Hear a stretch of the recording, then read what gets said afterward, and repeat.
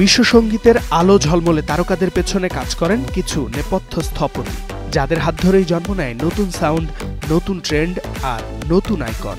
সেই নেপথ্য নায়কদের মধ্যে সবচেয়ে উজ্জ্বল নাম দুই ভাই অ্যাভেরি লিপম্যান ও মন্টি লিপম্যান।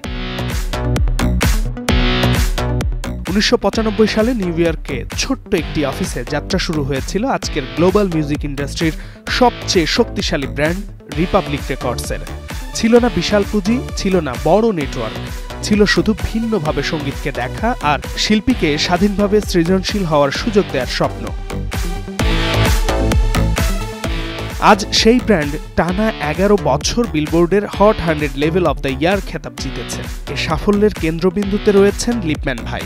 তাদের দূরদর্শী নেতৃত্ব, শিল্পী বাছাইয়ে অদ্ভুত ক্ষমতা আর সময়ের আগেই ভবিষ্যৎ চিনে নেওয়ার দক্ষতা।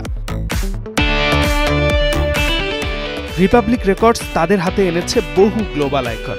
শিল্পীকে চুক্তিবদ্ধ করার পরই কাজ শেষ, এই ধারণাকে বদলে দিয়েছেন এই দুই ভাই। শিল্পীর যাত্রা, সৃজনশীলতা আর ভবিষ্যৎ গড়ে তোলার দায়িত্ব নিয়েছেন নিজেদের হাতে। 31 জানুয়ারি 2026 লস অ্যাঞ্জেলেসের Beverly Hilton hotel Clive Davis আয়োজিত বছরের সবচেয়ে আলোচিত প্রি গ্র্যামি গালায় মঞ্চে উঠবেন এই দুই ভাই। তাদের হাতে তুলে দেয়া হবে Grammy salute to industry icons, সেই সম্মান যা সঙ্গীত জগতের প্রকৃত নেপথ্য নায়কদের জন্য।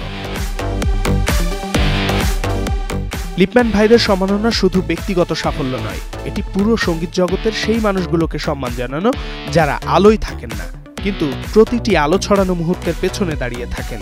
তাদের কাজেই প্রমাণ, সত্যিকারের প্রভাবশালী হওয়া মানে মঞ্চের সামনে নয়, মঞ্চ তৈরি করে দেয়া। শামীম বিশ্বাস, স্টার নিউজ।